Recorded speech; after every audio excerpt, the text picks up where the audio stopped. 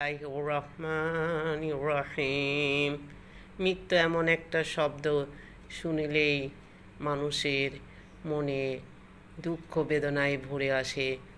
প্রতিদিনেই মানুষ মৃত্যুবরণ করে, প্রতিদিনেই মানুষ জন্মগ্রহণ করে, কিন্তু এই মৃত্যু কথাটা শুনতে অনেকেরই ভালো লাগে না। কেন মরে যাব এত সুন্দর পৃথিবী রেখে? তাই মৃত্যু সম্পর্কে আমাদের কিছু জানা দরকার। প্রতিদিনেই তো মানুষ কোনো না কোনোভাবে মরে যাচ্ছে, এবং কেন এই মৃত্যু, সেই মৃত্যু সম্বন্ধে কোরআন কি বলে, হাদিস কি বলে, এই সম্বন্ধে আমরা কিছু আলোচনা করার চেষ্টা করব। আসুন মৃত্যু সম্বন্ধে কিছু বলি এবং জানি। দিনের পর যেমন রাত আসে এবং অন্ধকারের পরে আলো আসে, তেমনি জীবনের পরে মৃত্যু আসবেই। দুনিয়ার সকল সমস্যার সমাধানের চেষ্টা চলে, কিন্তু মৃত্যু সমস্যার কোনো সমাধান নেই।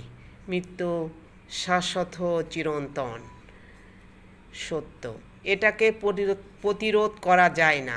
এ কথাটি আল্লাহ কোরআনে একটি তথ্যের আকারে প্রকাশ করেছেন।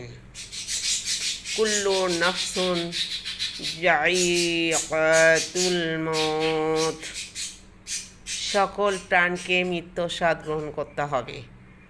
আল ইমরান 185 নম্বর। একজন আরব কবি যথার্থই বলেছেন, মৃত্যু এমন এক শরবতের পেয়ালা যা সবাইকে পান করতে হবে, এবং কবর এমন এক দরজা যা দিয়ে সবাইকে প্রবেশ করতে হবে। এ মৃত্যু সবার জন্যই প্রযোজ্য। মানুষ, জিন, পশু পাখি, কীট পতঙ্গ, গাছপালা, উদ্ভিদ, তরুলতা, সবার মৃত্যু আছে।